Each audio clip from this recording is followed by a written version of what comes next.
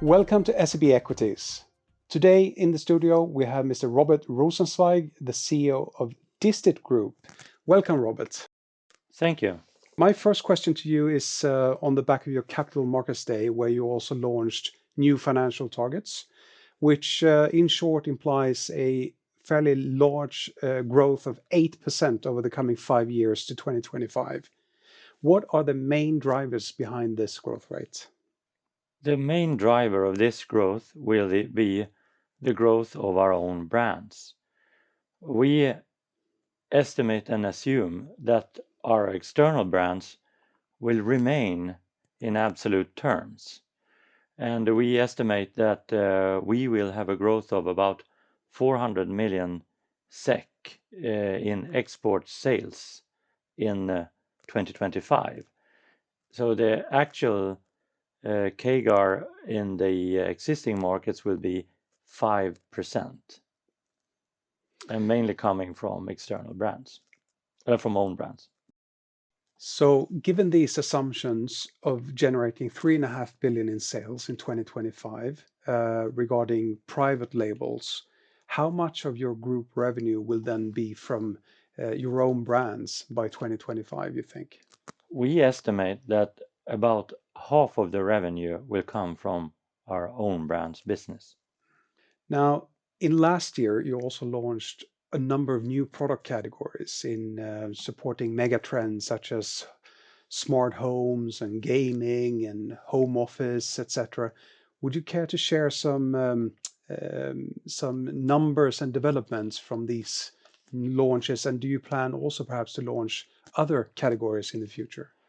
Well, I can share some insights, and that is that we have proven to ourselves that we can build brands, that we converted private labels into own brands, and we launched them into product concepts as brands.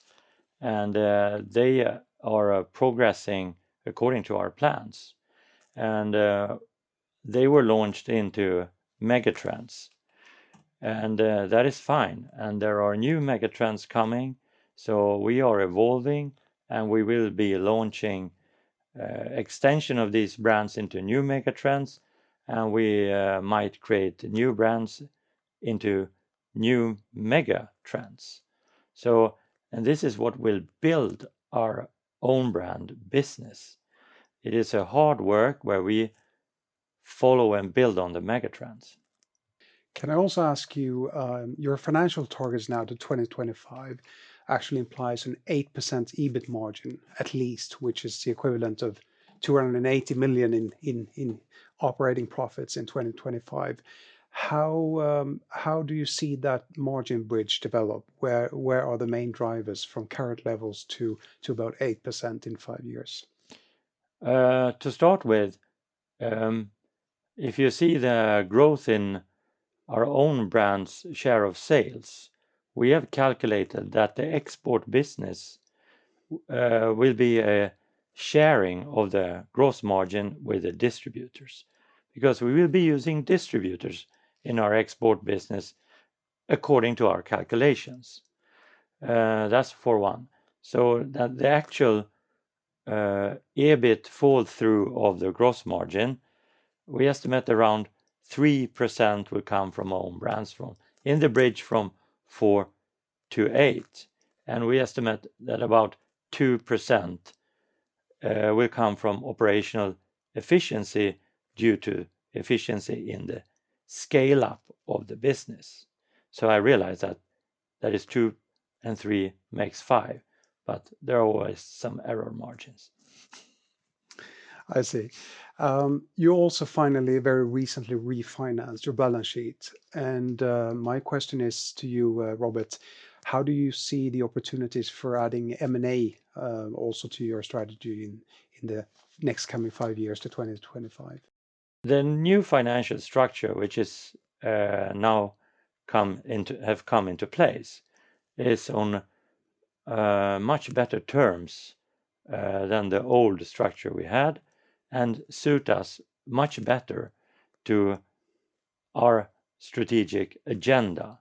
So it is in line and fit for it. And that means that we have rooms to finance acquisitions and operate in the way we plan.